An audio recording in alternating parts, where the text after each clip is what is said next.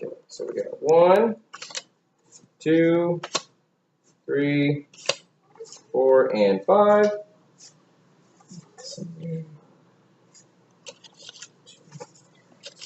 One, okay, let's show him the audience members. So we got 1, 2, 3, 4, 5, and 6.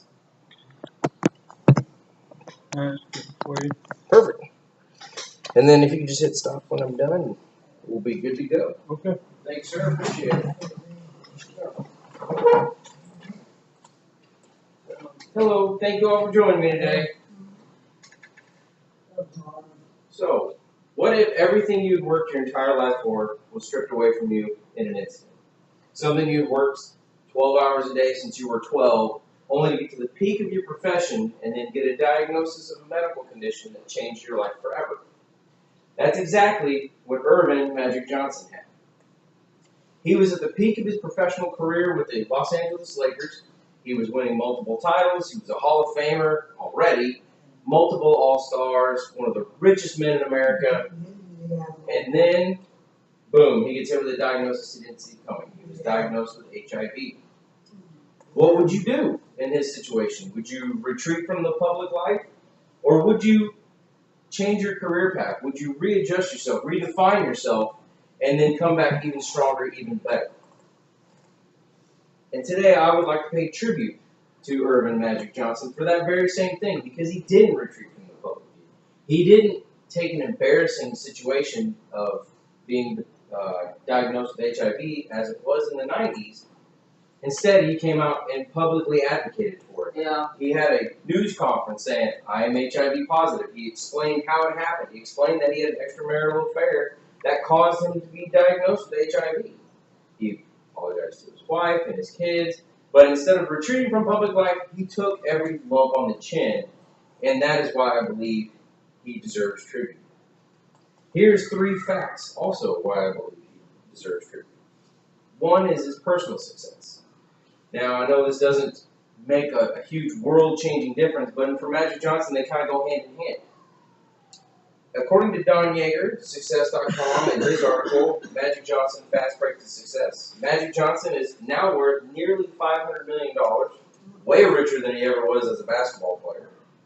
He is founder and CEO of Magic Johnson Enterprises that owns several chains of Starbucks, TGI Fridays, several restaurants and businesses in and around the greater Los Angeles area.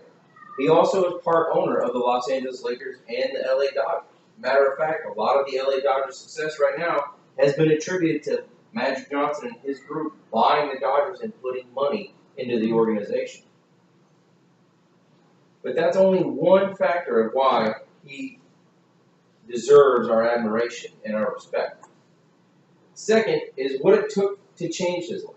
He looked back when he discovered this, and before he even came out with a press conference, he said, okay, what do I want to do now? And so he looked at other NBA players that had businesses that failed, and then he looked at other businesses that were succeeding. One of the first people he called, the Starbucks founder and CEO, and he got a meeting with him. And he said, okay, look, what is the factors that keyed in your success? And then he met with his other basketball friends that had failed businesses, and he tried to determine what was the difference, what was the key. And he came up with 4 things. 1, get in the room with the right people. Starbucks founder, pretty darn good.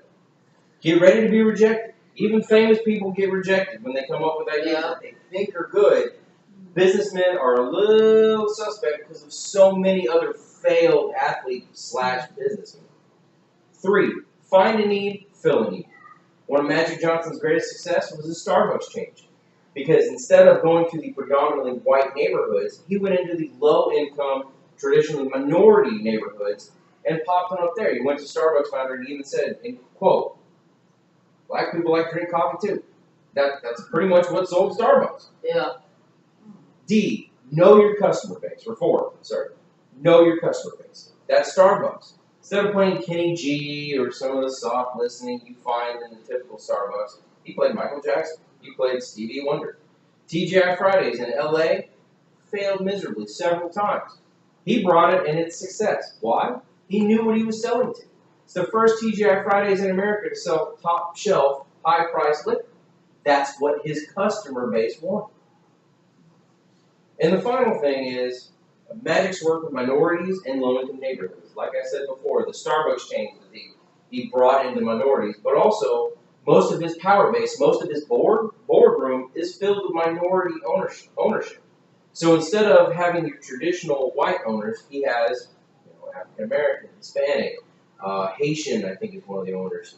But it doesn't just stop there. A lot of his Starbucks in the minority areas are run and employed by minority. But he also donates to several charities for minorities so that they can get good education, so that they too can build on his success as an African American in America. And in conclusion, Irvin had a difficult choice. He could have just retired.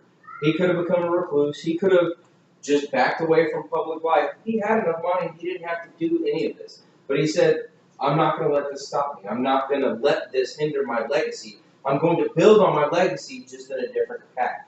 And that takes a lot of guts, and that takes just a lot of intelligence and a lot of willpower to do.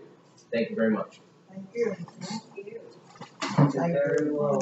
You have to do it with the mouse pad. The touchscreen don't work because my kids in How you doing? Where are you?